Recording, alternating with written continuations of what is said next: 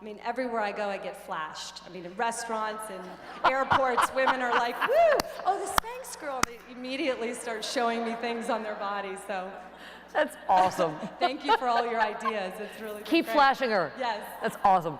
So what's it like to be a billionaire? You didn't even tell your husband-to-be that you were a billionaire. Well, that's an interesting question. It's awesome. It's awesome.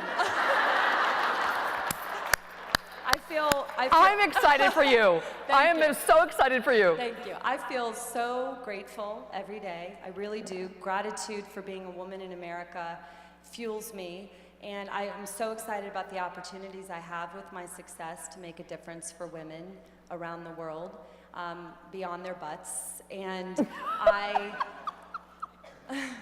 I didn't share that with my husband until 30 days before we got married, and I was actually really nervous about that.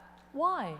Well, because I got married later in life. I was 37 when I married him, and I had had a decade of dating people who, in the process of dating, you know, the discussions about money or success would come up, and it was always inevitably that it didn't bother them, and a lot of times. Yeah, I'm sure they weren't bothered by that at all. And a lot of times it turned out that it did become an issue in a relationship. So I was nervous because everything was so great, obviously, between my now husband and myself. So he told this story to the press when we were interviewed, so I know that he's comfortable with this, obviously. But 30 days before we got married, we were at dinner at Josie's up here on the Upper West Side, and I was like, this is the time I'm going to tell him. So I was so nervous. I'm a billionaire. No, I did not say that.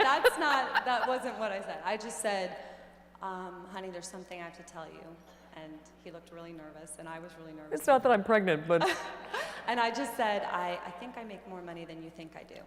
And that was it. And he just said, well, what are you talking about? I just shared with him the success of Spanx, because it had been very private until the Forbes article came out. And he cried a little bit, and he said, he did. Oh, he got emotional over money. He did. He got a little teary-eyed, and he said, and the first thing out of his mouth was just, honey, it couldn't have happened to a nicer person. Aww. And that's it. And there's been no weirdness, and I married the right guy, obviously. Nice. So it was all good, but.